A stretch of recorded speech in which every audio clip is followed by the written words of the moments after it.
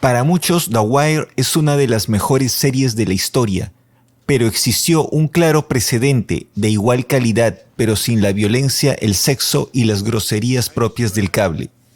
Ese es el caso de Homicidio: La vida en las calles. Todo empezó con David Simon, creador de The Wire. Había escrito un libro llamado Homicidio: Un año en la vida de las calles asesinas. Fue a Hollywood esperando que su libro se convierta en película. Le recomendaron que sea una serie y llamaron a Paul Attanasio para que escriba el piloto y a Barry Levinson como director y productor del programa. El objetivo principal de la serie fue la desmitificación del detective, a menudo presentado casi como un superhéroe capaz de resolver exitosamente cualquier crimen. Aquí la idea es presentar a los detectives como seres humanos, con fallas y defectos como cualquier persona. Así vemos que hacen bromas en la escena del crimen, olvidan las llaves del auto, se pierden buscando direcciones, se ponen a filosofar sobre la vida y la muerte mientras esperan una llamada y se lamentan no haber hecho la pregunta correcta durante un interrogatorio, por lo que no siempre capturan al culpable de un crimen, y esto se refleja en la pizarra, donde vemos en columnas todos los casos asignados a los detectives. Los nombres en negro son casos cerrados y los rojos los que aún siguen abiertos. De vez en cuando aparecen nombres en azul para casos antiguos o fríos. Una de las grandes estrellas del programa era The Box, la caja o pecera como se tradujo en castellano, el lugar donde se daban los mejores duelos entre los detectives por hacer confesar a un sospechoso. Dentro de los aspectos técnicos de la serie, tenía un estilo similar al documental, con una cámara que revolotea alrededor de los actores, dándoles amplia libertad para moverse. Estas libertades motivaron a un característico jump cut, o corte en la edición de escenas muy largas. La fotografía, carente de colores, se acercaba al blanco y negro. Si a esto le agregamos la falta de actores conocidos en el elenco, podemos entender la falta de sintonía por parte del público, un problema que perseguiría el programa a lo largo de toda su historia. Los detectives estaban conformados por Meldrick y su visión realista del trabajo de detective, su compañero Crosetti, más interesado en analizar el asesinato del presidente Abraham Lincoln. Melissa Leo, la futura ganadora del Oscar, interpretaba a Howard, la única mujer del escuadrón y la que tiene el mejor récord de arrestos. Su compañero Felton sería el detective con el peor récord de arrestos. La nota humorística la ponía el comediante Richard Belzer como el detective Munch, con su compañero el veterano Ned Beatty como Bolander.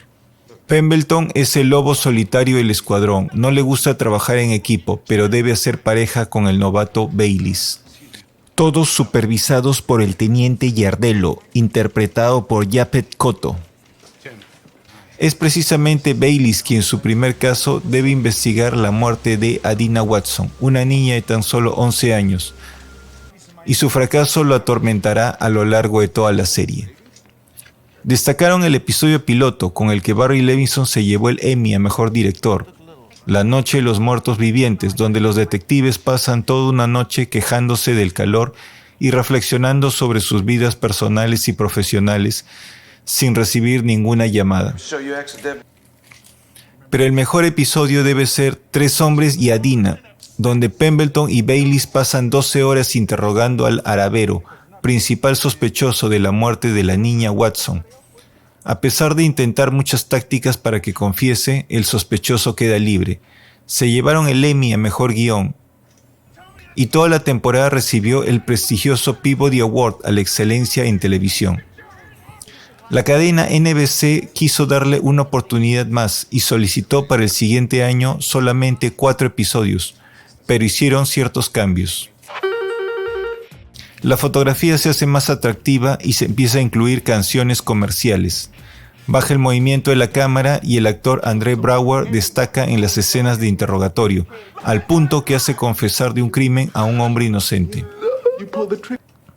También empiezan a tener actores invitados más conocidos, como fue el caso de Robin Williams, quien estaba nominado a Mejor Actor Invitado, por interpretar a un turista, quien es testigo de la muerte de su esposa. Para la tercera temporada, finalmente la cadena NBC solicita 20 episodios, pero piden la salida del actor John Polito porque no les gustaba su apariencia. A modo de despedida, le dedican un episodio donde se concluye que se suicidó, a pesar de la incredulidad de su antiguo compañero, quien termina siendo el último en creer la triste realidad. La actriz Isabella Hoffman se une al elenco como la teniente Rosser, quien vivirá un romance clandestino con Felton. Entre sus mejores episodios están Extrema Unción, donde Pemberton debe interrogar a una sospechosa de múltiples asesinatos, quien alega tener múltiples personalidades. Every Mother's Son, donde un niño de 13 años asesina a otro, mientras en la estación de policía la madre del asesino inicia una conversación con la madre de la víctima, sin sospechar sus respectivas identidades. Colors, donde el primo de Baylis asesina a un joven estudiante quien acosaba su casa, pero durante el interrogatorio aparecen evidencias que los motivos serían raciales. Gasman, donde un criminal sale de la cárcel y se pone a seguir a Pemberton todo el día con la esperanza de sorprenderlo y vengarse de él. Pero el caso que más destacó fue el tiroteo a los detectives Howard, Bolander y Felton, en 3 partes, que concluye con un espectacular interrogatorio al principal sospechoso, interpretado por Steve Buscemi. Al final su abogado hace que salga libre, lo que motiva un altercado violento entre Pemberton y Munch. Al día siguiente el sospechoso aparece muerto y nadie está muy interesado en averiguar quién lo mató. Una mención curiosa fue el cameo de Chris Knott de la serie La Ley y el Orden, como adelanto de lo que ocurriría la próxima temporada. La serie recibe un segundo premio Peabody Award a excelencia en televisión. Ned Beatty y Daniel Baldwin abandonan la serie. La cuarta temporada le da la bienvenida a Rick Diamond como Kellerman, actor asociado a papeles juveniles, alcanza su madurez dentro de la serie, como veremos más adelante. También ingresa al elenco Max Perlich como el camarógrafo Brody. De mis momentos favoritos de la temporada, Pemberton congelándose durante un arresto, porque tendría repercusiones después. Munch, siempre como complemento humorístico, tuvo su oportunidad de brillar en el episodio Heartbeat, donde es el detective principal en un caso de un hombre enterrado en la pared al mejor estilo de Edgar Allan Poe. Eso no le impidió serle infiel a la doctora forense con quien empezaba a salir. Doll's Eye o Ojos de Muñeca, donde unos padres tienen que decidir qué hacer con su hijo en estado vegetativo luego de un tiroteo. Marcia Gay Harden, futura ganadora del Oscar, fue la actriz invitada. El primer cruce con la serie La Ley y el Orden, donde un atentado contra personas de raza negra en Nueva York encuentra a un sospechoso e un ex militar extremista, deseoso de iniciar una guerra racial, e interpretado por el futuro ganador del Oscar, J.K. Simmons. Stake Out o La Vigilancia, donde todos los detectives se toman turnos para invadir la casa de una pareja esperando arrestar a su vecino, y sirve para una profunda reflexión entre ellos y los dueños de la casa. The Damage Done o El Daño Hecho, presentación del narcotraficante Luther Mahoney, quien tendría grandes y graves repercusiones en la siguiente temporada. The Wedding o La Boda, donde Meldrick anuncia a sus compañeros que se va a casar y necesita su ayuda para organizar la ceremonia. La hermana de Howard le hace una visita y genera conflicto por ganarse su atención. Yardello dispara y mata a un sospechoso, pero eso no le impide celebrar la fiesta con motivo a la boda. Requiem para Adina, donde el crimen de una niña revive los traumas de Baylis al no poder resolver el caso de Adina Watson. Su obsesión crea tensión entre Pemberton y termina arruinando la oportunidad de confesión del principal sospechoso, interpretado por el cómico Chris Rock. André Braugher sentía que era su momento de partir, pero la producción lo convenció de quedarse al permitir que su personaje sufriera un derrame cerebral durante un interrogatorio. El actor recibió su primera nominación a Mejor Actor del Año. La actriz Isabella Hoffman y su personaje abandonan la serie. En la quinta temporada se aprecia un cambio en la secuencia de títulos y la inclusión de la médica forense Juliana Cox y la detective Terry Lewis. Entre sus grandes momentos tenemos el regreso de Pemberton, aunque al inicio no retomaría su trabajo como detective debido a su convalecencia. Prison Riot o Motín en la cárcel fue otro de los grandes episodios de la serie.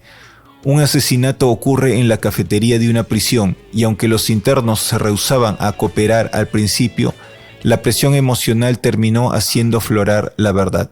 A los productores les gustó tanto el episodio que decidieron continuar la idea en la serie Oz, esta vez por HBO, donde la cadena les permitía recurrir a toda la violencia que NBC prohibía en Homicidio. Mala Medicina, donde un caso de drogas adulterada empieza a causar muertos entre sus consumidores. Luther Mahoney, ahora convertido en un supervillano, es interrogado, pero el caso no llega a nada debido a la muerte de un informante.